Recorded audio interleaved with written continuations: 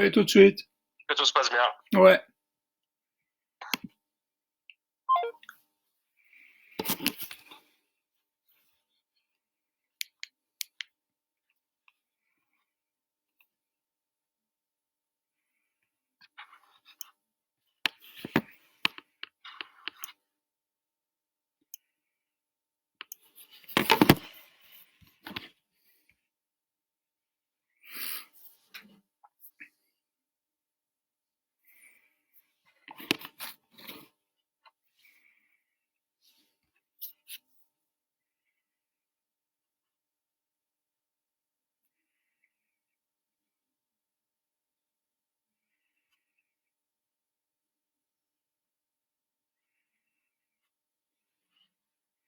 Bonsoir, c'est Daniel Tanuro pour la gauche anticapitaliste. Je vais parler de la pandémie, du capitalisme et du climat. Je vais parler une petite vingtaine de minutes, après quoi vous pourrez poser des questions auxquelles je m'efforcerai de répondre, mais vous ne pourrez pas intervenir oralement. Premier point, c'est que cette pandémie est un véritable événement avec E majuscule, un événement historique. Il y aura un avant et un après à l'échelle mondiale. Pas tellement à cause du nombre de victimes, même s'il est important, il est tout de même nettement inférieur au nombre de victimes de la grippe espagnole après la Première Guerre mondiale, qui était près de 20 millions. On en est loin aujourd'hui. Ce qui rend l'événement, qui donne à l'événement une portée historique, c'est que la machine capitaliste à profit est arrêtée ou quasi arrêtée à l'échelle mondiale, parce qu'il y a une petite chose qui n'est même pas un animal, qui est un virus, qui est à peine une forme du vivant, qui détraque toute la machine, qui menace la santé des gens. Il faut donc protéger la vie, il faut protéger les malades, il faut les soigner, il faut protéger aussi la main-d'œuvre pour l'économie capitaliste. Et cette crise très très profonde intervient dans un contexte particulier. Elle intervient au moment où le capitalisme avait commencé une récession. Déjà en 2019, cette récession avait commencé et l'épidémie, la pandémie, l'amplifie de façon absolument extraordinaire. Alors, je voudrais attirer l'attention sur un point, c'est que cette situation déplace, pour ainsi dire, le focus médiatique et politique. En temps normal, de quoi nous parle-t-on? On nous parle de la croissance du PIB, on nous parle de la balance des paiements, on nous parle de l'inflation, du taux de change, du taux d'intérêt, etc. Tous des indicateurs abstraits de l'accumulation du profit capitaliste, de l'accumulation de valeurs abstraites. Et aujourd'hui, à la faveur de cette pandémie, le focus est tout à fait différent. L'attention politique et médiatique et associative même est focalisée complètement sur le travail des infirmiers et des infirmières, leur surcharge, sur les malades qui meurent, les malades qui guérissent, sur le travail des éboueurs ou des personnels dans les magasins d'alimentation, le sort des personnes confinées, des non confinées, etc. En résumé, en temps normal, on nous parle de l'abstraction de la non-vie, et maintenant, dans cette épidémie, on nous parle de la vie et de la mort, c'est-à-dire du vivant. Il y a là un changement très, très important au niveau de l'idéologie, l'ambiance idéologique générale, sur lequel je reviendrai en conclusion de l'introduction. Deuxièmement, l'épidémie. Mais cette épidémie n'est pas une régression vers les épidémies des temps anciens, c'est pas un retour vers la peste noire du Moyen Âge, par exemple, c'est tout autre chose. Il y a plusieurs décennies que se multiplient des viroses d'un type particulier. On a connu le sida d'abord, puis le Zika, puis la peste porcine, la peste aviaire, le chikungunya, le SRAS-1 en 2002, maintenant le SRAS-CoV-2, et toutes ces viroses ont pour particularité qu'elles naissent dans des environnements naturels détraqués, agressés. ou dans des élevages industriels. Ce sont ce qu'on appelle des zoonoses, c'est-à-dire que le virus qui vit chez des animaux saute la barrière des espèces et contamine notre espèce Homo sapiens. Il y a donc une origine de ces épidémies qui est tout à fait nouvelle, qui est tout à fait spécifique par rapport aux épidémies du passé, et le mode de diffusion de l'épidémie est également très particulier. L'épidémie va très vite, elle est très vite mondiale. Les épidémies du passé n'étaient jamais mondiales, elles étaient continentales, et elles se diffusent grâce évidemment aux moyens de communication modernes, en particulier au transport aérien, et elles se diffusent d'autant plus vite que l'humanité est regroupée dans des énormes cités, des mégapoles comme Wuhan elle-même, qui est une ville en Chine de plusieurs millions d'habitants. Et ces deux facteurs-là, l'origine particulière du virus et son mode de diffusion particulier, signifie qu'on n'a pas des virus archaïques, on n'a pas des épidémies archaïques. On a au contraire, pour parler comme Bruno Latour, des épidémies modernes, des épidémies de l'Anthropocène. Troisième point, de l'Anthropocène, pardon. Troisième point, il ne s'agit pas seulement d'une crise sanitaire. Il y a évidemment un aspect de crise sanitaire qui est aigu et très important, mais cette crise sanitaire fait partie en fait d'une crise écologique et sociale beaucoup plus vaste. Vous savez qu'il y a des scientifiques qui, depuis quelques années, au début des années 2000, se sont mis à étudier ce qu'on appelle la grande accélération et le changement global, et ils sont arrivés à la conclusion qu'il y avait 9 paramètres de la soutenabilité de l'existence humaine sur cette terre. J'essaye de les citer sans en oublier. Le changement climatique d'abord, le déclin de la biodiversité, les ressources en eau douce, la pollution chimique, la pollution atmosphérique aux particules fines, l'état de la couche d'ozone, l'état des cycles de l'azote et du phosphore, l'acidification des océans, et les sols, l'occupation des sols. Et en conclusion de leur rapport qu'ils ont remis en 2015, ces scientifiques ont estimé que les seuils de soutenabilité ou les plafonds de soutenabilité étaient franchis pour 4 de ces paramètres qui sont le climat, on est dans une situation de déséquilibre du système climatique, les sols, l'azote et la biodiversité. Pour s'exprimer en langage biblique, on pourrait dire que ces 4 paramètres sont aujourd'hui les cavaliers de l'apocalypse de l'Anthropocène, et la pandémie que nous sommes en train de vivre nous envoie un message, elle nous signale que ce quatuor de cavaliers est rejoint par un 5e cavalier de l'apocalypse qui est aujourd'hui le risque épidémique. Alors, le 4e point, c'est que ce risque épidémique ne tombe pas du ciel. C'est une menace connue. C'est parce que nous avons la chance aujourd'hui de bénéficier d'un progrès des sciences qui est absolument extraordinaire, avec des capacités d'anticipation qui sont magnifiques. Et les scientifiques ont prévenu. Ils ont prévenu du risque, pas d'une épidémie en général, mais même très précisément, ils ont prévenu du risque d'une épidémie de ce type-là. Après l'épidémie du SRAS, qui était déjà un coronavirus en 2002, une série de scientifiques sont arrivés à ces conclusions et elles ont été traduites dans des rapports officiels.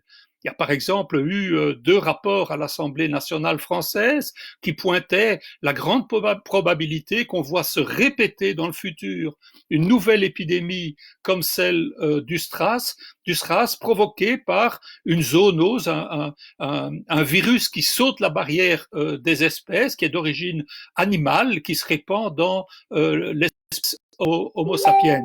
Et l'OMS elle-même, pas plus tard qu'en 2018, signalait qu'elle dressait une liste des menaces sanitaires qui pèsent sur le globe, avec une série d'agents pathogènes connus, et elle insérait dans cette liste une maladie X. Pourquoi? Parce que l'OMS estimait probable qu'on voit apparaître un pathogène inconnu capable de provoquer une épidémie aux conséquences très graves, perturbation complète de la société à l'échelle mondiale, et l'OMS estimait probable que ce nouvel agent pathogène soit de nouveau du type coronavirus. On est donc dans un scénario qui est connu. Hein. On a exactement la même chose sur le changement climatique, en plus grave même, puisque il y a plus de 40 ans, près de 50 ans, que les spécialistes du climat tirent la sonnette d'alarme en disant si on continue à envoyer des gaz à effet de serre comme ça dans l'atmosphère, on va déséquilibrer complètement le système climatique et ça pourrait avoir des conséquences absolument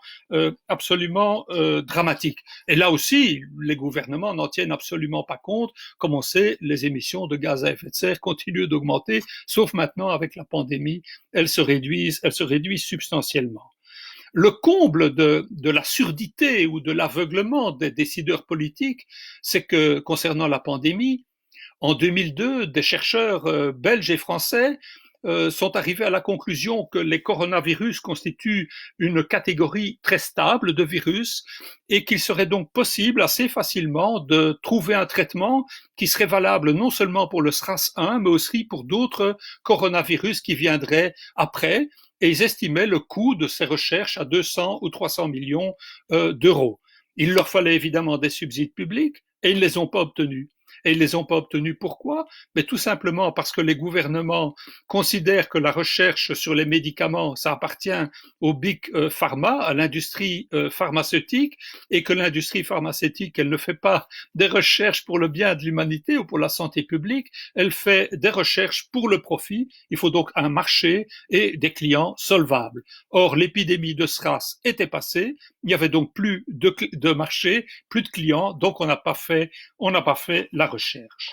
Donc on a là véritablement la marque de l'attitude politique des décideurs et des responsables économiques face aux grandes menaces écologiques dont la pandémie fait désormais partie. C'est cette incapacité de prendre en compte ce qui est connu et les avertissements qui leur sont lancés. Alors derrière cette surdité ou cet aveuglement, il y a une série de raisons, mais je crois les deux principales sont d'abord que les décideurs politiques sont complètement subordonnés à la dictature, aux diktats des impératifs capitalistes du profit à court terme, et ils ont le nez dans le guidon de cela. Et la deuxième raison, qui est plus idéologique, c'est qu'ils sont complètement intoxiqués eux-mêmes par l'idéologie du capitalisme et en particulier l'idéologie néolibérale.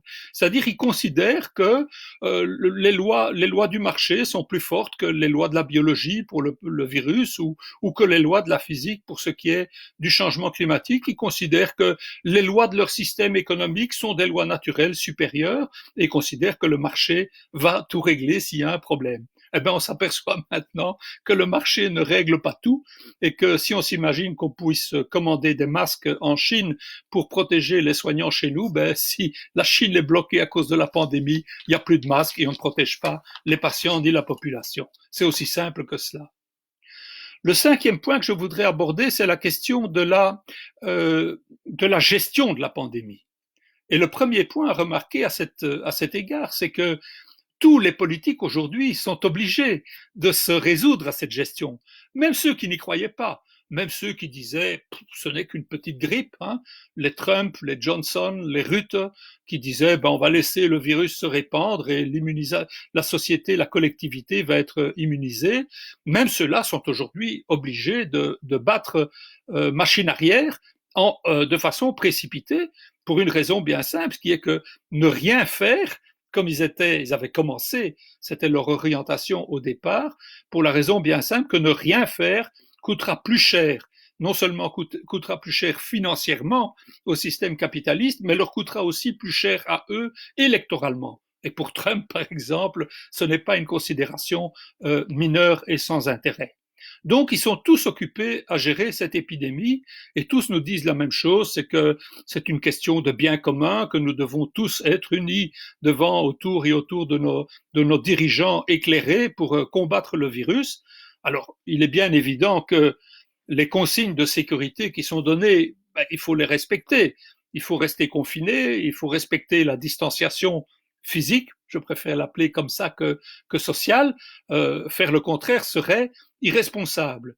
Mais respecter les consignes de sécurité ne veut pas dire qu'il faut se soumettre à la logique politique qui est derrière ces consignes. Et cette logique, c'est quoi? Ben, cette logique, en fait, c'est une logique de classe, c'est une logique capitaliste pure et dure. La première priorité de cette logique, c'est de dire il faut une politique de gestion de la pandémie qui réduit au minimum l'impact négatif sur le secteur productif, là où on fait du profit, ce qui est le cœur de l'économie capitaliste. Et c'est pour ça qu'on envoie des ouvriers au travail dans des usines qui ne sont pas de production essentielle. La deuxième priorité de cette gestion de la pandémie, c'est l'idée qu'il faut une gestion qui ne remet pas en cause les plans d'austérité successifs qui ont été imposés dans le secteur non productif, dans le secteur des services et notamment dans le secteur des soins, ce qu'on appelle la sphère de la reproduction sociale, d'où la surcharge de travail de tous les personnels dans ces secteurs. Et évidemment, la conclusion ou la condition pour que un équilibre soit possible, pour que l'équation puisse s'équilibrer, c'est qu'il faut mettre le couvercle sur toutes les activités sociales et culturelles ou personnelles différentes qui ne relèvent pas de ces catégories-là, d'où le lockdown et le confinement. Et enfin, il y a une quatrième préoccupation, une préoccupation, je dirais, politique, qui s'ajoute à ces considérations-là. À savoir que tous les gouvernements ou la plupart des gouvernements aujourd'hui dans le monde sont confrontés à une terrible perte de légitimité, à une crise de légitimité. Les gens n'y croient plus, les gens veulent du changement, etc. Et la pandémie, de ce point de vue-là, leur offre une possibilité qui est de se présenter comme des hommes, des chefs de guerre, hein, comme on voit Macron à la télévision, des hommes forts qui vont affronter le mal et derrière lequel toute la nation doit s'unir parce que ce sont eux les chefs. Il y a donc véritablement des mécanismes de pouvoir fort qui s'instituent sous prétexte de lutte contre la pandémie. J'ai cité Macron, mais évidemment, le cas d'école, c'est Orban en Hongrie qui s'est carrément institué dictateur pour la gestion de l'épidémie. Alors, ça veut dire, ben, pour ceux qui connaissent Michel Foucault, on est vraiment dans un scénario de biopolitique et de surveiller et punir. Et il y a là un sérieux avertissement parce que l'épidémie, évidemment, elle est grave, mais elle n'est rien en comparaison de ce que serait l'impact du changement climatique si on a véritablement une accélération brutale, un basculement vers un cataclysme climatique avec une montée du niveau des océans de 2 mètres ou 3 mètres.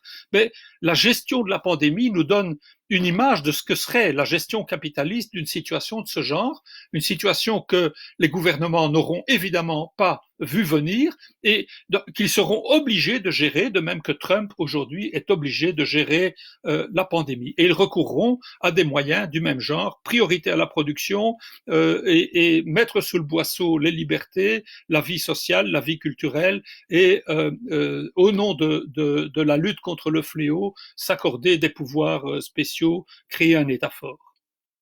Le sixième point que je voudrais aborder, c'est celui de l'objectif stratégique de tout cela. L'objectif stratégique, il est évident, c'est de relancer la machine capitaliste qui commençait à tourner sur une patte et qui est maintenant complètement en panne du fait de la pandémie. Cette situation va déboucher sur une crise économique d'une très grande ampleur. Je ne vais pas développer cet aspect-là, c'est pas mon sujet, mais cette crise économique, elle va être pire que la crise de 2007-2008 avec la soi-disant crise financière. Et donc, pour affronter la situation, les gouvernements sont aujourd'hui obligés de lâcher du lest sur leur politique néolibérale. On a vu, par exemple, l'Union européenne qui met au frigo le pacte de stabilité budgétaire et ses objectifs de zéro dette et zéro déficit. Et ils sont même obligés d'aller plus loin. Ils sont obligés de mettre en cause non seulement un certain nombre de dogmes néolibéraux, mais même de mettre en cause un certain nombre de règles d'or du système capitaliste. Par exemple, la sacro-sainte liberté d'entreprendre pour les entreprises. On évoque des réquisitions, on évoque même des nationalisations, la justice pointe un gros doigt menaçant sur les entreprises qui ne respecteraient pas les normes de sécurité pour le personnel, etc. Autrement dit, on est dans une situation tellement grave que sauver le capitalisme, qu'il faut sauver le capitalisme mis en danger par le capital. Il faut sauver le capitalisme à l'insu du plein gré du capital, si vous voulez. Alors ça ne signifie absolument pas qu'il y a rupture ni avec le néolibéralisme, ni avec le capitalisme a fortiori, et au contraire, ce qui se prépare à travers tout ça, c'est une offensive de régression sociale de très très très grande ampleur à laquelle les classes populaires doivent se préparer à riposter, mais ce n'est pas mon sujet. Ce n'est pas mon sujet, donc je ne détaille pas cet aspect. Mon sujet, c'est l'impact écologique, et là, il est bien évident que cet objectif de relance de l'économie capitaliste est un objectif qui est très dangereux du point de vue écologiste. Alors, François Gemène, qui est membre du GIEC et qui est un des auteurs de l'anthologie de l'Anthropocène, éditée par Sciences Po à Paris, se multiplie des cartes blanches et des interviews pour dire que la crise du coronavirus est une catastrophe climatique. Il n'a pas tout à fait tort, mais il n'a pas raison. Il n'a pas tout à fait tort parce que effectivement, le discours qu'on va nous tenir, c'est un discours qui dira priorité à l'économie, priorité à la relance, et on prendra le prétexte de l'emploi, on dira priorité à la relance de l'emploi, donc il faut absolument rétablir la compétitivité des entreprises, donc il faut donner du mou sur les objectifs climatiques ou remettre en cause les objectifs en matière de biodiversité, de protection de la biodiversité, ou assouplir des réglementations environnementales qui sont trop rigides, etc. Donc de ce point de vue-là, François Gemène a raison, mais il a tort parce que c'est pas la faute du coronavirus, ça. C'est pas non plus la faute de la crise du coronavirus. Au contraire, cette crise aujourd'hui, elle nous prouve qu'on pourrait réduire assez radicalement les émissions de CO2 d'environ 7% sur une base annuelle, à condition de produire moins et de transporter moins de marchandises sur la planète. Ce qui est en cause et ce qui est dangereux, ce n'est pas la crise du coronavirus, ce qui est dangereux, c'est la réponse capitaliste à la crise du coronavirus, et elle est d'autant plus dangereuse que cette réponse prend prétexte du coronavirus pour donner une réponse à la crise, à la récession qui avait commencé avant la crise du coronavirus, avant la pandémie. Donc on doit se préparer à une attaque très dure dans laquelle on mettra en balance comme c'est très souvent le cas dans le système capitaliste, l'emploi d'une part et la défense de l'environnement d'autre part. Cependant, je pense qu'il y a une contradiction très très très importante dans cette volonté d'offensive.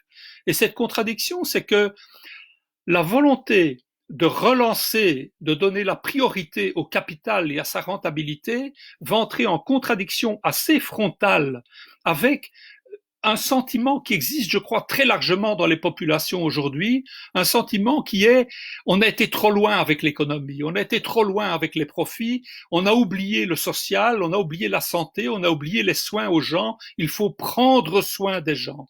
Et je crois que cette contradiction représente un tournant, un obstacle absolument majeur pour l'offensive capitaliste que les gouvernements veulent mener. Parce que prendre soin, à la lumière de la crise de la pandémie, ça prend un contenu très concret aujourd'hui. Il s'agit d'éviter la répétition d'autres pandémies dans le futur, d'autres pandémies qui pourraient être plus graves et qui auraient cette même origine dans la destruction des écosystèmes naturels. Donc les conclusions coulent de source. Si on veut éviter d'autres pandémies, il faut sortir de l'agrobusiness, il faut sortir de l'élevage industriel, il faut arrêter la déforestation, il faut une réforme urbaine de longue haleine qui déconstruit toutes ces mégapoles et qui construit des villes plus interconnectées avec des milieux naturels ou semi-naturels. Et puis, si on veut lutter contre les pandémies, il faut partout de l'eau propre. On nous dit tous les jours qu'il faut se laver les mains, mais il y a des millions de gens sur Terre qui n'ont pas un accès à une eau douce de qualité. Donc s'il faut qu'ils aient accès pour lutter contre la pandémie, il faut que l'eau soit utilisée dans leur intérêt, donc qu'elle soit publique, qu'elle ne serve pas à irriguer des champs de maïs ou des champs de colza ou d'autres plantes agro-industrielles.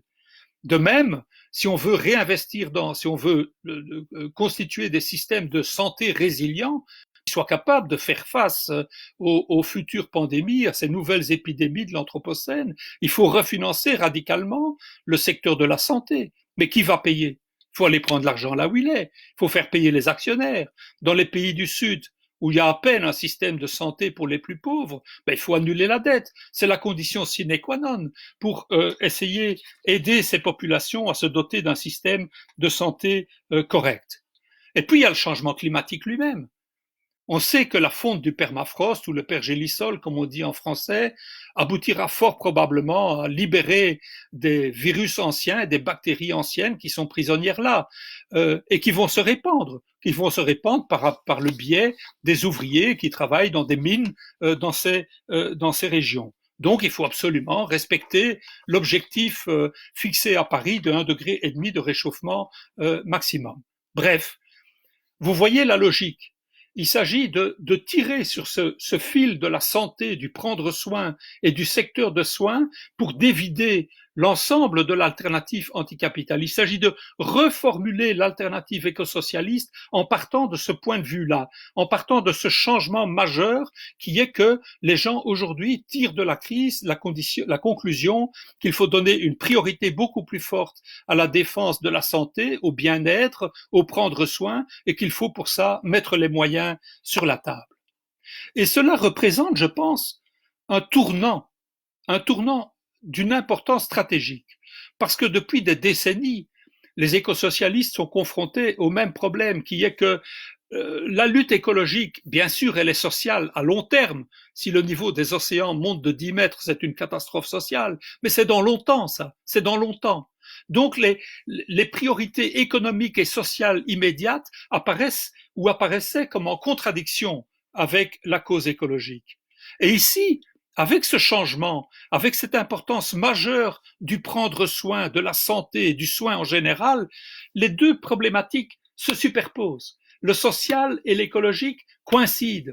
Mener le combat social, c'est mener une lutte écologique. Lutter pour des meilleurs salaires, des meilleures conditions de travail dans le secteur des soins pour les infirmières, les infirmiers, les infirmières à domicile, les aides ménagères, les personnels des magasins d'alimentation, c'est un combat écologique. Et je pense que c'est ça, c'est ce tournant qu'il faut essayer de saisir et dont il faut voir l'opportunité. Alors, ça a des conséquences tout de suite. Il ne s'agit pas de se préparer pour un combat quand on sortira du confinement. C'est maintenant qu'il faut commencer cette lutte en luttant contre tous les projets d'extension du capital. Par exemple, la 5G qu'on teste maintenant en Belgique dans toute une série de villes et qu'on le fait de façon totalement antidémocratique alors que les gens sont confinés. Et c'est maintenant qu'il faut commencer une bataille dans l'opinion, par exemple pour que la santé soit mise définitivement hors du marché, refinancée, que l'industrie pharmaceutique soit confisquée, qu'on s'attaque aux banques, etc.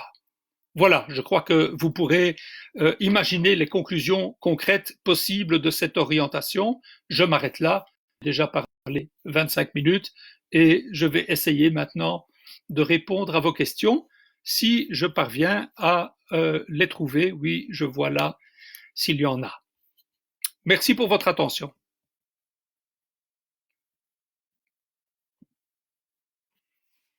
Alors, je vois. Avez-vous lu la lettre que le bourgmestre de Liège a adressée aux Africains? Non, je ne l'ai pas vue. Je ne sais pas de quoi il s'agit, mais j'en profite pour dire que l'orientation ou le tournant, l'importance du prendre soin que je viens d'évoquer a de grandes implications pour la solidarité internationale. Parce que si on veut lutter contre la menace d'autres pandémies de l'Anthropocène, comme je disais, il faut le faire au niveau international. Les virus n'ont pas de frontières, l'épidémie n'a pas de frontières. Donc il faut éliminer sur toute la planète les points faibles où l'épidémie pourrait se développer. Donc il faut à tout le monde de l'eau potable, il faut à tout le monde des soins de santé corrects, il faut une solution pour la libre circulation des migrants, des candidats à l'asile, des réfugiés, des sans-papiers. On ne peut pas parquer des gens dans des camps de concentration comme à Lesbos et croire qu'on va juguler une épidémie. C'est impossible. On ne peut pas cloisonner des gens comme les Palestiniens à Gaza et croire qu'on va éliminer les épidémies. C'est impossible. Alors, autre question. Je ne sais pas si c'est un rapport avec la lettre du bourgmestre de Liège, mais enfin voilà, comme ça j'ai ajouté cette question-là. L'hydrochloroquine, l'hydrochloroquine, là c'est pas une question qu'on me pose, mais enfin je vois où vous voulez en venir. Je suis pas médecin, donc je n'ai pas un avis pointu sur cette question-là. Je lis ce qui passe et je pense que l'hydrochloroquine est une des possibilités de traitement ou de composante d'un traitement contre la pandémie de Covid-19. Il y a des résultats in vitro qui sont intéressants. Maintenant, il faut attendre les résultats des tests cliniques et de tests cliniques qui suivent les procédures normales de tests cliniques pour avoir des résultats qui soient robustes et on verra ce que ça donnera. Alors Olivier, salut Olivier, qui dit qu'il y a un reflet avec les lumières au plafond. Mais d'accord, mais sans lumière au plafond, je suis dans le noir, donc il faut subir le reflet.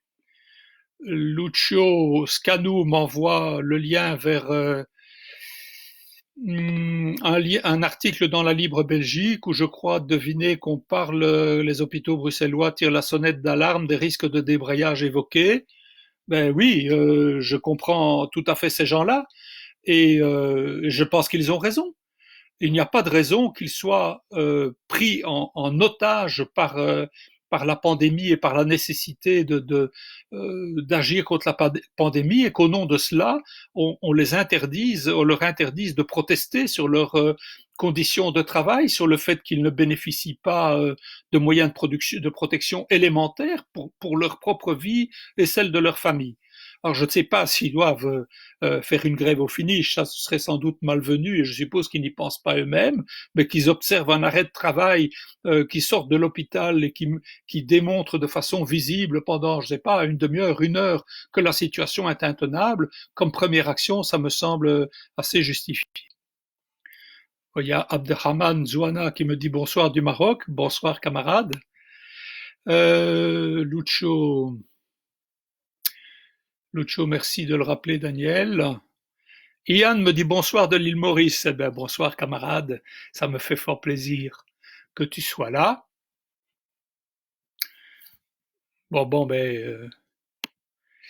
Lucho, il faut annuler la dette des pays les plus pauvres. En effet, cette revendication revient d'actualité et reconquiert une légitimité dans le cadre de la lutte contre les pandémies, contre celle-ci, contre les prochaines. Il faut savoir qu'il y a déjà 46 pays du Sud aujourd'hui qui consacrent plus d'argent aux intérêts sur la dette qu'ils n'en consacrent aux soins de santé dans leur pays. Dans ces conditions-là, comment voulez-vous que ces peuples puissent bénéficier d'un minimum de protection sanitaire? C'est un non-sens. Et s'ils ne bénéficient pas d'un minimum de protection sanitaire, il restera des foyers d'épidémie toujours susceptibles de se redévelopper à l'échelle mondiale et d'atteindre y compris nos pays. Donc il est y compris de notre intérêt de lutter pour l'annulation de la dette, entre autres mesures en faveur de ces pays et plus largement de lutter pour une politique décoloniale pour en finir avec cet infernal sentiment de supériorité de l'Occident qui ici prouve surtout son infériorité et son imprévoyance. L'eau pour tous ou le champagne pour quelques-uns, me dit Marly. Ben oui, ça c'est effectivement, ça résume bien la nature de la société de classe et la nature de la politique de classe que les gouvernements vont vouloir mener pour sortir de la très profonde récession qui s'annonce. Et plus largement, ça résume aussi leur attitude face aux catastrophes ou aux cataclysmes climatiques et aux autres cataclysmes écologiques qui se préparent. On voit monter dans les classes dominantes aujourd'hui un courant extrêmement dangereux qui considère que il peut se sauver, lui, à tout prix. Parce qu'ils sont riches, ils ont le droit d'exister sur la Terre. Il y en a même qui pensent et qui ont déjà commencé des projets pour construire des îles flottantes artificielles. dont ils feront de micro-États qui seront leurs États. Ils ne dépendront plus de rien, ils ne paieront plus d'impôts. Et comme leurs États seront flottants, ils espèrent qu'ils échapperont ainsi à la montée des océans, du niveau des océans dû au basculement climatique. Et c'est un projet concret. Il y a un accord qui a été passé avec la France pour construire un de ces micro-États flottants au large de Haïti. Je signale cette anecdote parce que ça illustre cette mentalité de gens qui ne se tellement riches qui se considèrent un peu comme les classes nobles, la noblesse de l'ancien régime. Ils se considèrent carrément comme une autre espèce ou une autre race supérieure et considèrent que voilà, eux, puisqu'ils sont riches, ils vont survivre et les autres, ben, ils n'ont qu'à crever la bouche ouverte. Jérôme me dit bonsoir, bonsoir Jérôme. Grégoire me dit salut, salut, salut Grégoire.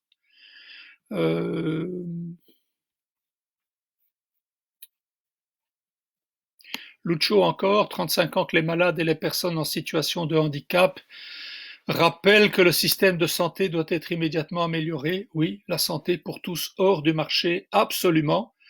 C'est d'autant plus nécessaire qu'on voit aujourd'hui réapparaître des mécanismes qui sont des mécanismes de la médecine de guerre, où on choisit de préférence ceux qui ont une chance plus grande de survivre et les autres, ben, on leur donne un traitement de moins bonne qualité ou pas de traitement du tout. On n'aurait pas cru il y a 2 ans qu'on en arriverait là dans nos pays, mais c'est pourtant là que nous en sommes aujourd'hui et c'est un signe de la barbarie qui nous menace. Oui, donc refinancer le secteur de la santé, le secteur des soins en général, il n'y a pas que le secteur de la santé, il n'y a pas que les hôpitaux, les infirmières à domicile, il y a tous les aides-soignants à domicile, etc. Et mettre tout ce secteur hors du marché et prendre l'argent là où il est pour le refinancer. Absolument d'accord. Alors, ben, des camarades qui me disent merci, ben, j'espère que j'ai pas parlé trop vite et qu'ils sont vraiment contents. Mohamed Fateh, il faut sortir de la surproduction industrielle, il faut sortir de ce système économique. Ok, mais vous ne proposez pas comment vous pensez le faire. Comment lutter et où, d'après vous? Ah, vaste question. Je pense on est confronté à un problème stratégique majeur, qui est que il y a toute une série de secteurs des classes laborieuses, aujourd'hui à l'échelle mondiale, qui sont en lutte sur des questions écologiques et qui le font à partir d'un point de vue social.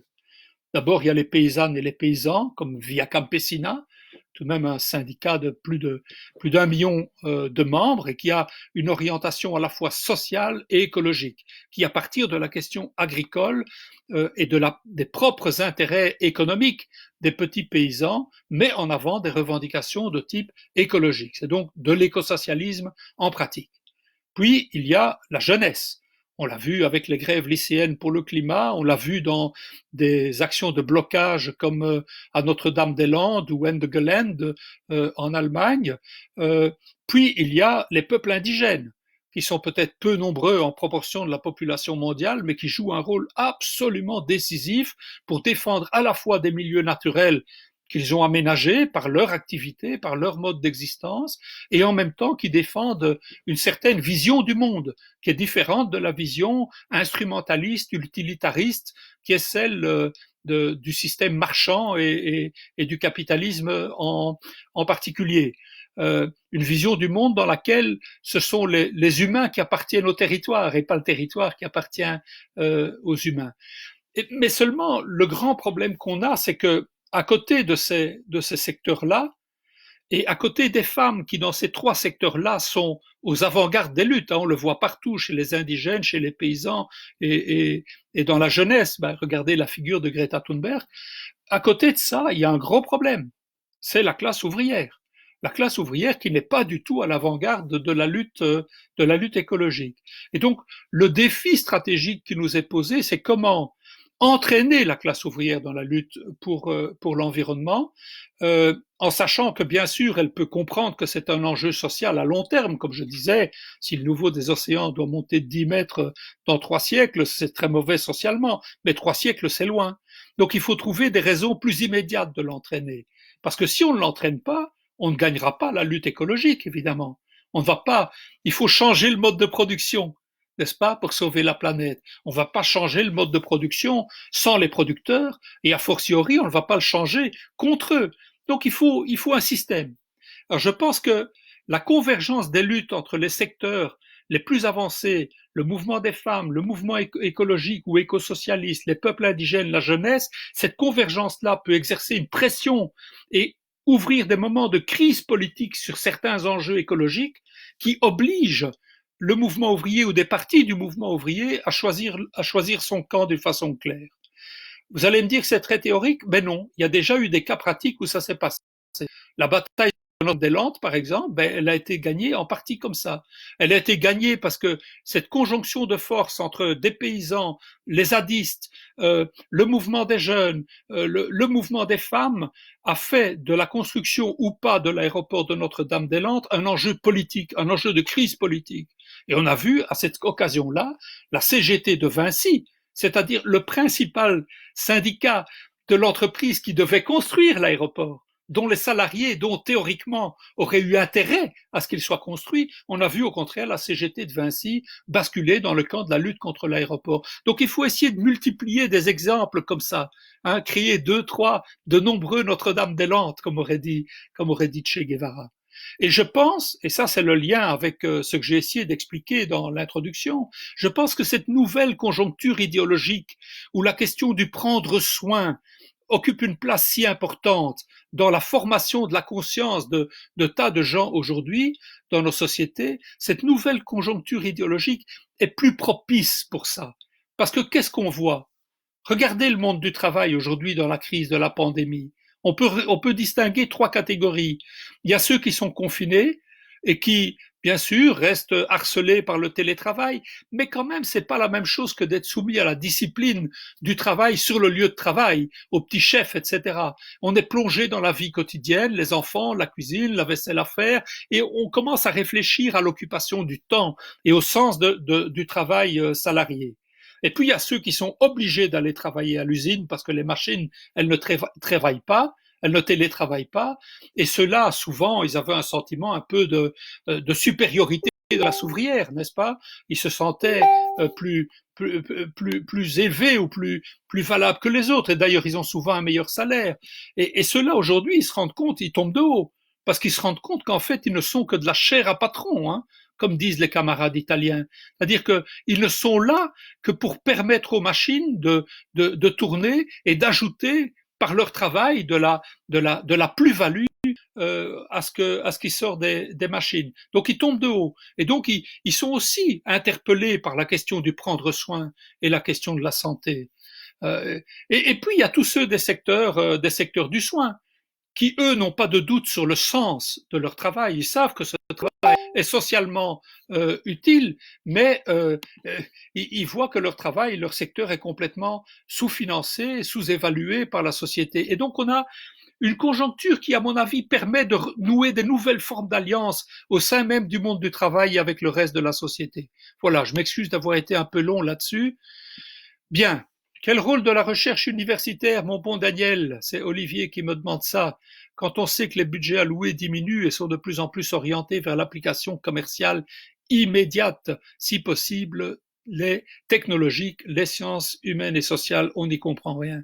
En effet, Olivier, tu sais de quoi je parle, tu sais de quoi tu parles et je sais de quoi tu parles, nous nous comprenons bien. Je pense que il faut là aussi essayer de se saisir de cet état d'esprit idéologique sur la question santé, la question pour essayer de contester de l'intérieur et de l'extérieur cette orientation de la recherche, cette soumission de la recherche aux intérêts immédiats de la valorisation du capital. Je sais que c'est plus facile à dire qu'à faire, mais je pense qu'il y a tout de même de l'espoir à ce niveau-là. Et dans une certaine mesure, le rôle joué par certains scientifiques dans la crise de la pandémie aujourd'hui va en partie dans ce sens-là. Pas totalement dans ce sens-là, parce qu'il y a des critiques à faire. Beaucoup d'entre eux se posent un peu en conseillers du pouvoir, et ça c'est un peu gênant. Mais ils reviennent quand même sur des vérités, ils insistent sur la nécessité de la transparence. Donc je crois qu'il y a moyen d'avancer dans le bon sens. Freya Freshka, que penses-tu de ce qui va arriver après le confinement? Je n'en sais rien, j'ai pas de boule de cristal.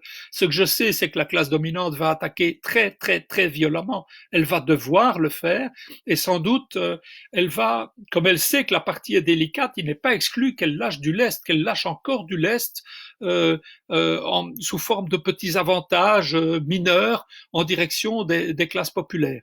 Je lisais là assez récemment qu'il y avait une décision de je ne sais plus qui, comme quoi en Belgique, comme quoi les entreprises qui ont reçu des subsides publics ne pourraient pas verser de dividendes aux actionnaires ou quelque chose de ce genre. Donc, ça montre qu'ils sont très, très conscients en haut lieu, ils sont très conscients du fait que la situation est délicate et qu'elle pourrait devenir explosive parce qu'ils n'ont rien vu venir et parce qu'ils sont responsables, eux, des ravages faits par la pandémie. Donc, une bataille pour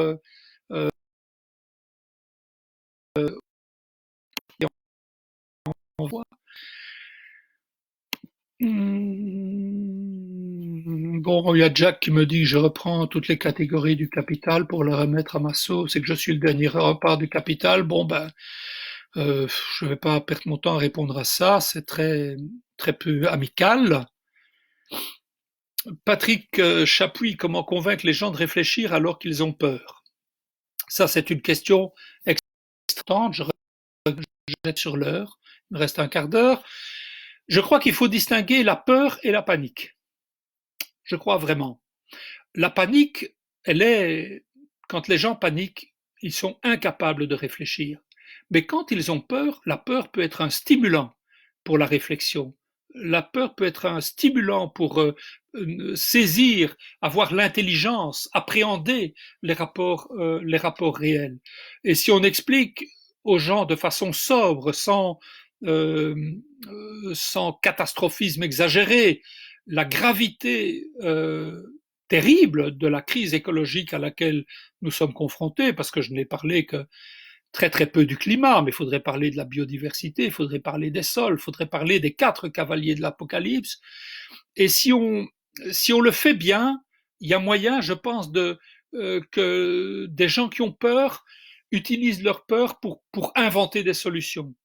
Je dirais qu'il y a une condition à ça, enfin, entre autres, entre autres. D'abord, il faut les lieux pour le faire, mais il y a une condition. Il faut distinguer dans la science ce qui est les sciences exactes et ce qui est les sciences humaines et sociales dont parlait Olivier précédemment. Parce que les sciences exactes, bon, tant qu'on ne change pas de paradigme scientifique, hein, la loi de la pesanteur, c'est la loi de la pesanteur, ok, il n'y a pas à tortiller. Par contre, et donc tout ce qui est les lois du climat, le changement les lois de la physique du climat, c'est de la bonne science tout ça. Par contre, tout ce qui est l'adaptation au climat, la réduction, les stratégies de réduction des émissions, ça c'est des économistes qui s'en chargent et des sociologues, et tous ces gens-là sont quand même, ils ont une idéologie. Hein, ils sont un peu contaminés par l'idéologie capitaliste. Je prends souvent comme exemple le 5e rapport du GIEC, dans lequel on lit in extenso climatique suppose des marchés qui fonctionnent pleinement et des comportements de marché concurrentiels. Ça, autant dire qu'on ne peut rien faire d'autre que l'entreprise privée et que on ne peut pas faire d'entreprise publique ou d'initiative citoyenne pour. Donc voilà, il faut bien dire aux gens ce qu'on vous propose comme solution, ça c'est pas de la science. Ça, c'est une interprétation à partir des données de la science, mais vous pouvez en faire une autre à partir de vos réalités. Que dire aux personnes qui pensent que nous sommes tous dans le même bateau capitaliste? Il y a une très belle formule que j'ai piquée à mon ami Paul Herman qui répond: nous sommes tous sur le même océan, oui, mais nous ne sommes pas tous sur le même bateau. Il y en a qui sont dans des yachts et qui se prélassent sur leurs yachts et qui n'ont rien à craindre. Et il y en a d'autres qui sont en barquette, et il y a même les plus damnés de la terre qui sont en radeau et qui crèvent en Méditerranée. Je crois que c'est très important de faire cette distinction. Bien sûr, il n'y a qu'une seule planète et il y a une crise écologique, mais les positions sociales des uns et des autres sont radicalement différentes. Nous ne sommes pas sur le même bateau et il faut unir tous ceux qui sont en barquette et en radeau pour faire de la piraterie et passer à l'abordage des yachts. Qui et comment Va-t-on casser cette machine infernale? Me demande Freddy Mathieu. Je suis sûr qu'il a une idée de la réponse à donner. Comme je l'ai dit plus haut, je crois que la seule stratégie qui vaille est une stratégie de convergence, d'unification des luttes à l'échelle internationale, à tous les niveaux, évidemment, à tous les niveaux, en effet. Alors, ça ne veut pas dire qu'il faut placer la barre tellement haut qu'on ne sait pas sauter au-dessus. Parce que pour aller dans ce sens-là, il faut commencer au niveau où on est, au plus petit niveau. Et même aujourd'hui, il faut commencer sur les réseaux sociaux. Il y a 1001 initiatives à prendre qui sont des initiatives qui vont dans le sens de la solidarité, du prendre soin, de la gentillesse, de la tendresse, etc.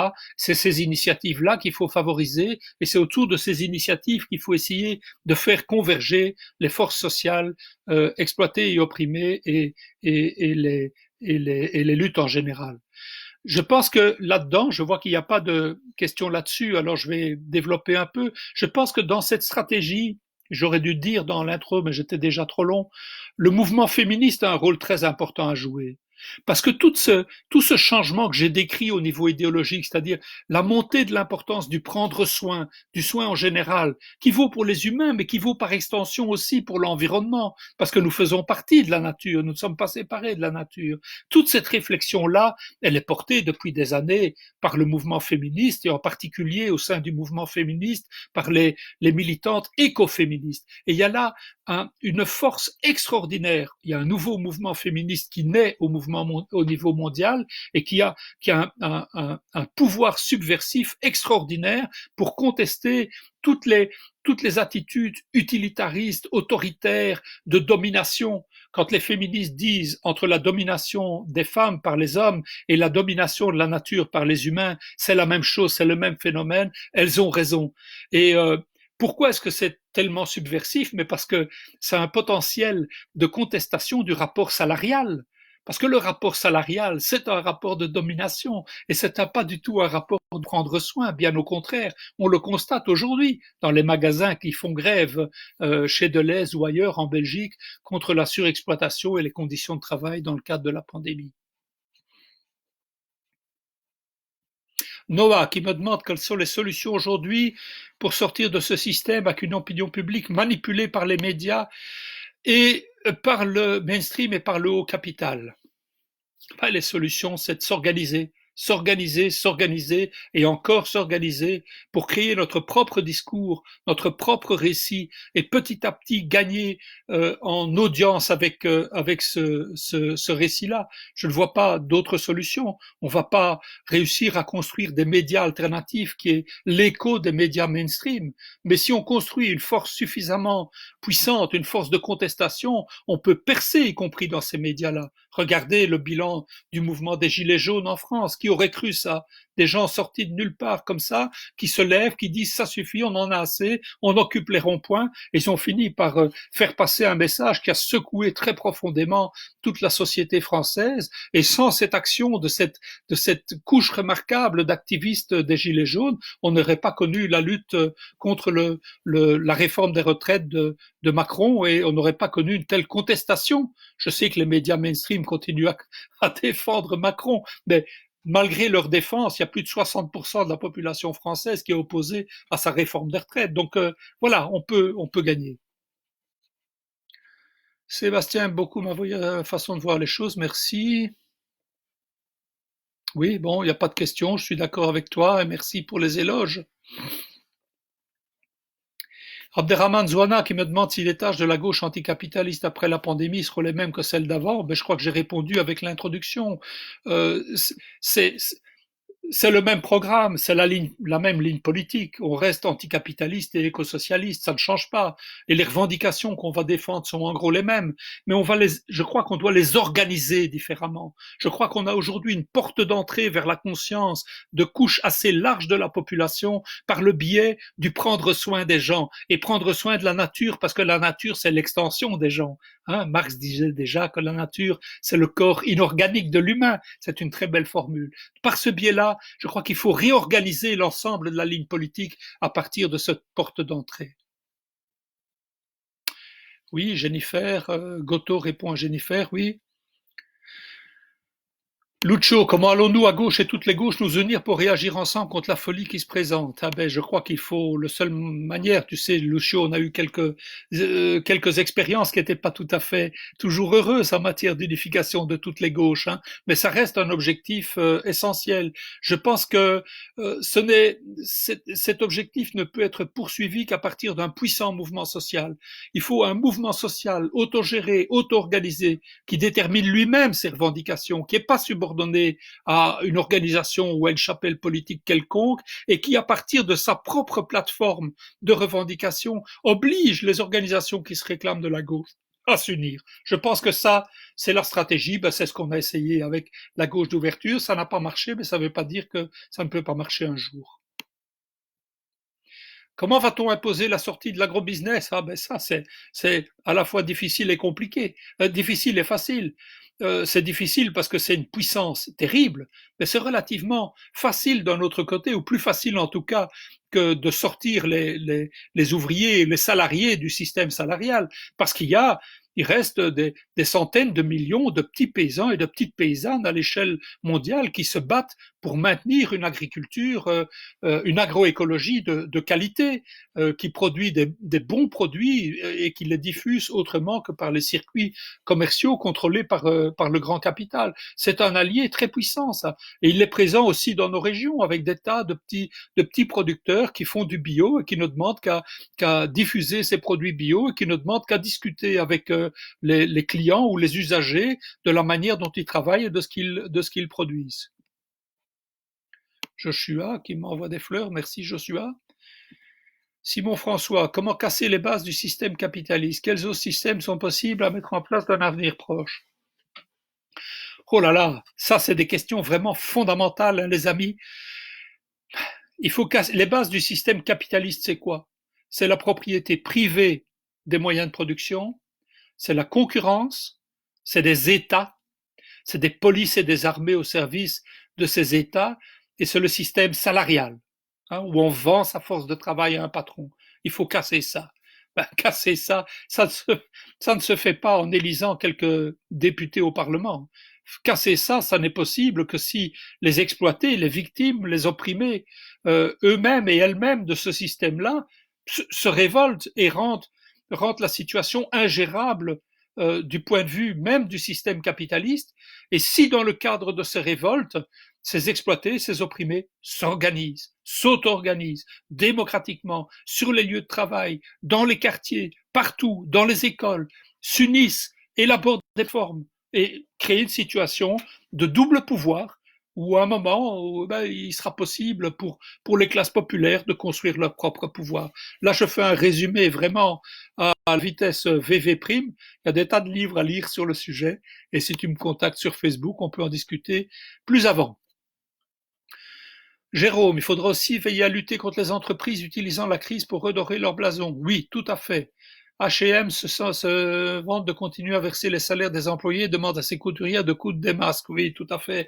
Ben oui, là, on a le corona washing, hein. Avant, on avait le green washing. Maintenant, on a le corona washing des politiques néolibérales. Quoi de mieux pour l'image de marque d'une entreprise que de produire des choses, et même gratuitement, pour aider à lutter contre la pandémie? C'est un investissement qui vaut cher en termes de publicité. Alors je ne dis pas que tous les patrons qui font ça sont des mauvais bougres, hein. Il y en a peut-être qui sont vraiment sincères et qui le font avec de bonnes intentions. Ah oui, ça, il y a des bons individus partout, même dans l'Italie, c'est moins exclu. Mais globalement, il faut dénoncer effectivement ce corona washing. Théo me dit bonsoir de Paris. Ben bonsoir Théo. Bon, Jack me répète ses critiques. Oui, pourquoi je reste dans une économie critique? Ben écoute, contacte-moi en message privé Facebook et on en discutera. Kim Le Kang me dit bonne analyse. Ben merci Kim. On se reverra dans les mobilisations climat, j'espère. Ah, Joshua me demande si que le système va sortir renforcé de cette crise. Ah, je pense qu'il en sort très affaibli. il en sort d'abord affaibli économiquement et avec des casse-têtes économiques à résoudre et des casse-têtes sociaux énormes, mais il en sort surtout très affaibli idéologiquement, parce qu'une fois de plus, comme en 2007-2008, il prouve qu'il est incapable d'assurer un progrès au sens véritable du terme et un bien-être pour les populations mondiales. Et ici, il prouve sa faillite sur un thème qui est extrêmement sensible pour tout un chacun, qui est le thème de la santé. Tout le monde est sensible au thème de la santé et au risque de la mort. Donc oui, ils sortent affaiblis et à nous d'en profiter en empoignant à deux mains ce thème du soin, ce thème du prendre soin pour créer un rapport de force idéologique et social. Quel productivisme et quelles conséquences sur le changement climatique? Je crois que j'ai répondu dans l'introduction. Il y a un danger. Oh là là, il y en a des questions. Euh,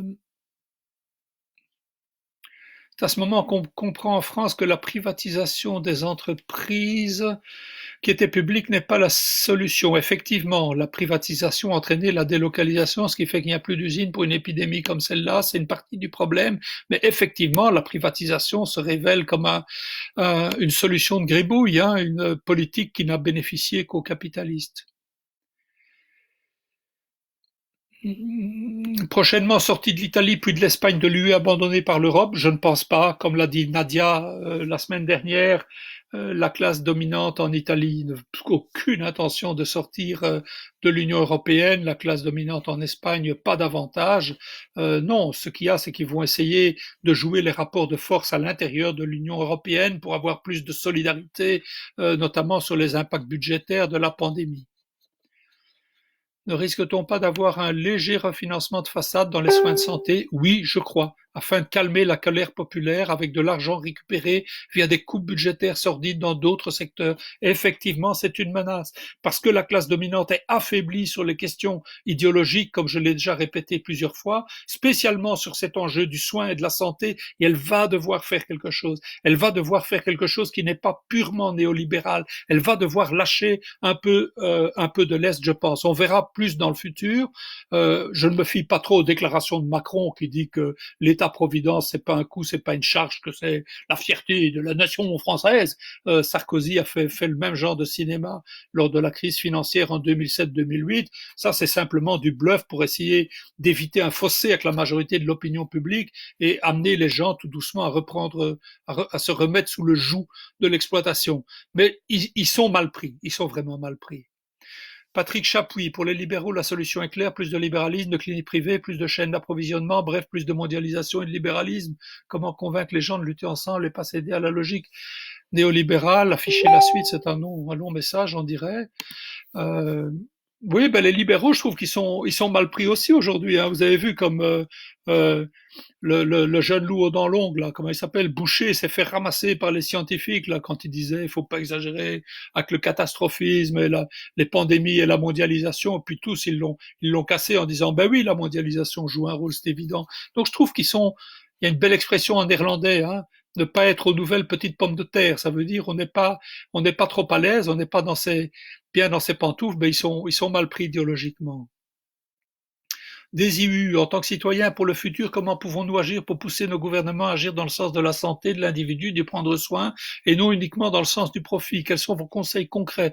Ben, très concrètement, je pense qu'il faut étudier l'idée d'un grand combat, d'un grand mouvement unitaire pour la santé hors du marché et le refinancement de la santé. Je crois qu'on doit examiner tous les moyens possibles, y compris en période de confinement, une pétition, que sais-je, un appel, et créer véritablement au-delà, pas un one-shot, créer quelque chose de solide, un mouvement d'opinion qui se structure peut-être avec des comités locaux par quartier, par ville, pour porter cette exigence sur le long terme et ne pas les lâcher, vraiment les prendre à la gorge maintenant qui sont affaiblis sur la question du soin et de la santé et ne pas lâcher prise. Jacques Herbulaire. Autrefois, les hommes vivant sur le Doggerland voyaient l'eau monter, pensaient s'en sortir, mais ensuite raz-de-marée, tsunami de 22 mètres de haut. Séparation, ceux qui croient aujourd'hui en réchapper se trompent. Ben oui, tu as tout à fait raison, mais les ultra-riches y croient s'en sortir en construisant leurs îles flottantes artificielles. Valérie Paternotte, il me semble que l'analyse sociale environnementale doit être articulée à une analyse de l'exercice du pouvoir.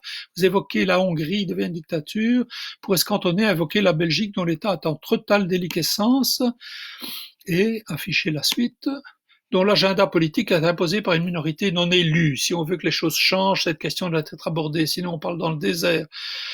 Oui, ok, je pouvais pas parler de tout ça. Moi, mon sujet, c'était la pandémie, le capitalisme et le climat. Donc, j'ai pas parlé de la crise institutionnelle belge, mais j'en ai parlé indirectement en disant que dans tous les pays, les classes dominantes sont confrontées à une perte de légitimité vertigineuse et que la lutte contre les donne un prétexte pour essayer de se refaire une santé, se retrousse les manches, ils se donnent des postures d'hommes de guerre ou de femmes de guerre. On va voir ce qu'on va voir. Et en Belgique, ça prend la forme des pouvoirs spéciaux qui sont dangereux pour la démocratie. Jean-François Libotte, comment analyser politiquement la stratégie d'immunité collective mise en bas? Cette stratégie, c'est une stratégie de ce qu'on appelle du darwinisme social, ou du néo-malthusianisme.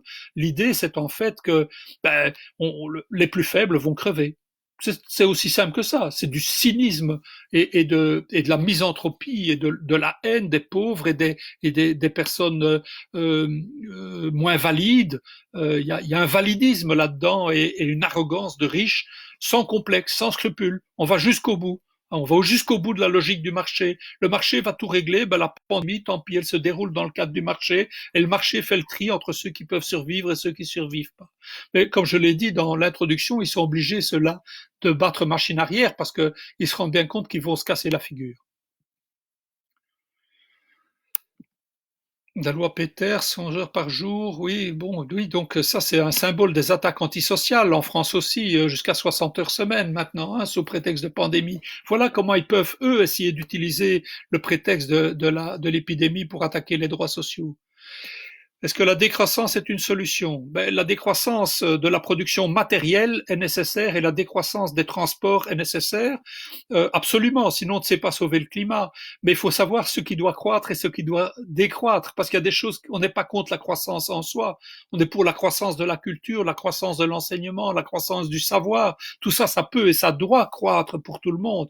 On est pour la décroissance de la production de bagnoles, la suppression de la production d'armes, la suppression de la production d'engrais et de pesticides. Là, on est pour une décroissance. Donc, en fait, la croissance n'explique pas tout. Il faut aller voir ce qu'il y a derrière la croissance. Et ce qu'il y a derrière la croissance, c'est l'accumulation du capital. Et c'est à cette logique-là qu'il faut s'en prendre.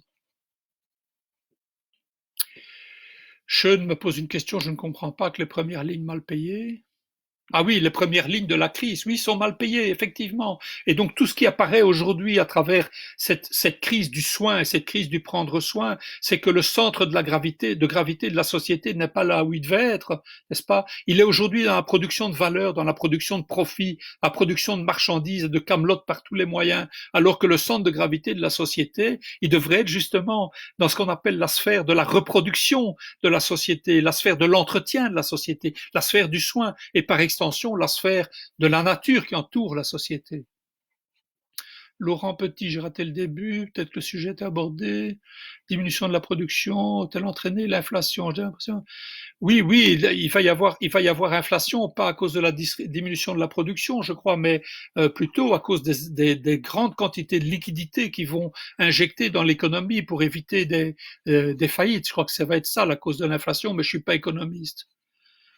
Oui, contre l'évasion fiscale. Ben oui, contre l'évasion fiscale, c'est combien? 172 milliards en Belgique. Et il manque d'argent pour acheter des respirateurs et des masques. Mais allons, soyons sérieux. En plus, le fisc sait qu'ils sont fraudeurs puisque la liste est officielle. Si on prend ça et les actionnaires, ben on peut déjà aller loin dans un refinancement du secteur de la santé.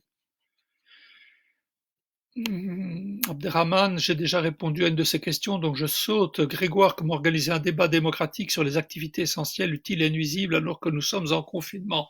On pourrait déjà commencer par, se battre sur les réseaux sociaux et par les médias sur la question du caractère essentiel du secteur du soin et par extension, encore une fois, du secteur du soin à la nature. Je pense qu'il y a moyen véritablement de marquer l'opinion sur cette question-là. Commençons par là.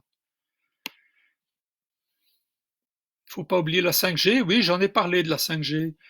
Les écosocialistes seront au centre des batailles pour une alternative. Je pense que la question écologique est aujourd'hui incontournable et je pense que, Abderrahman, que un grand tournant de la société, de la situation aujourd'hui avec la pandémie, c'est que la question sociale est directement aujourd'hui, immédiatement, sans médiation, est une question écologique. Comme je l'ai dit, se battre pour le secteur de la santé, pour son refinancement, pour son caractère public, c'est se battre contre les risques d'une prochaine épidémie et c'est donc se battre pour l'écologie.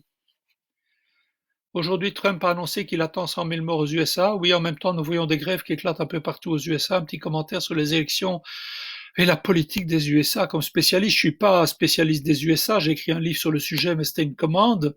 Oui, il y a des grèves qui éclatent un peu partout. Il y a des choses très importantes qui se passent aux USA, mais enfin, bon, c'est pas vraiment le sujet.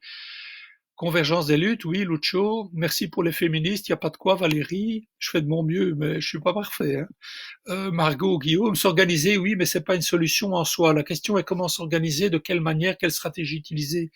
Effectivement, l'organisation en soi n'est pas une solution. J'ai bien insisté sur le caractère démocratique et auto-organisé, autogéré de l'organisation. C'est ça qui est absolument décisif. Il ne faut pas construire des armées derrière des petits chefs qui en général sont des mâles et des blancs. Il faut construire un mouvement auto-organisé, pluriel et démocratique. Patrick Chapuis, les États au service des entreprises ont, comme dans le passé, montré que les acquis sociaux sont des freins à l'extension, mais surtout, oui, absolument, absolument. Comment convaincre que les acquis sociaux sont la solution et pas le problème? Déjà maintenant, les infirmières ont perdu leur droit d'avoir des pauses. Oui, mais enfin là, pour les infirmières, c'est une situation exceptionnelle parce qu'il y a l'urgence épidémique et parce que la question du refinancement n'est pas mise à l'ordre du jour. Mais mettons cette question à l'ordre du jour. Et je pense que effectivement, c'est ça. Le discours, ça va être, il faut la relance de l'économie pour relancer l'emploi et pour garantir la sécurité sociale. Et donc, il faut laisser tomber le climat, il faut laisser tomber la biodiversité. C'est ça le discours. Mais on peut s'appuyer, c'est ce que j'ai essayé de montrer, on peut s'appuyer sur cet enjeu des soins pour retourner la chaussette, n'est-ce pas? Et pour dire, mais non, non, non, la question des soins, la question de l'écologie est aujourd'hui décisive pour la qualité de vie, pour la qualité des soins. Donc, l'écologie et le social ne font plus qu'un. Pour ma part, c'est un changement essentiel. La question sociale, aujourd'hui, est une question écologique si on la prend par le biais des soins et de la santé.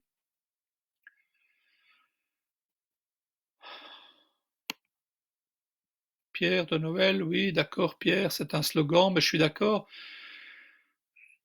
Peut-on à notre niveau lutter contre l'évasion fiscale? Oui, j'ai envie de répondre oui, mais je suis pas un spécialiste du fisc, donc je vais pas m'aventurer à faire des réponses techniques. J'en suis pas capable.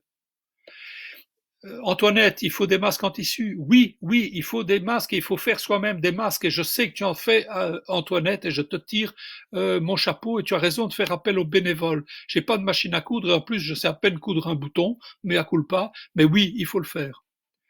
Que penses-tu d'Extinction Rébellion me demande Jean-Steph parfois. Penses-tu qu'il serait capable d'organiser une convergence? Ben, je crois que c'est très important, hein, Extinction Rébellion. Moi, je suis membre du groupe Extinction Rébellion dans ma ville, à Charleroi. Bon, j'en fais pas la clé, la solution de tous les problèmes. Je sais qu'il y a des orientations très différentes là-dedans, mais je leur tire mon chapeau pour les actions qu'ils ont organisées et qui sont courageuses et qui sont pertinentes. Qu'est-ce que je pense des concepts de notions de transition et de résilience? Ouh là là là là là là. Ben, le concept de résilience, j'aime pas beaucoup. Concept de transition, ben il faut une transition, mais aujourd'hui dans la langue, dans le discours dominant, la transition c'est un peu la panacée là. Et excusez-moi, je suis interrompu. Bon, écoute, tu me contactes en message privé, on en discute. Merci Daniel. Des années que je dis que la santé et la mort par manque de soins est un sujet important pour toute la population. Le réseau Stencare, oui, Lucio, c'est une initiative remarquable. Le réseau Stencare, et je fais appel qui est pour dire cette initiative. Tapez Stencare sur Google ou sur un autre moteur de recherche qui appartient à un autre capitaliste et vous trouverez des choses importantes. Ah, réponse à Grégoire. S'organiser via l'action concrète, me dit Antoinette, oui. Ok, bon, j'ai pas pu répondre à tout, je m'excuse, mais il est 21h45. Et il faut qu'on arrête, me dit le maître de séance, le président de séance. Donc voilà, vous pourrez encore voir la vidéo sur la page Facebook de la gauche anticapitaliste. J'espère avoir pu vous apporter quelque chose à vos réflexions et donc à vos luttes et à vos activités. Je m'excuse d'avoir parlé si vite et si longtemps. Ciao, bonne soirée et take care. Prenez soin de vous.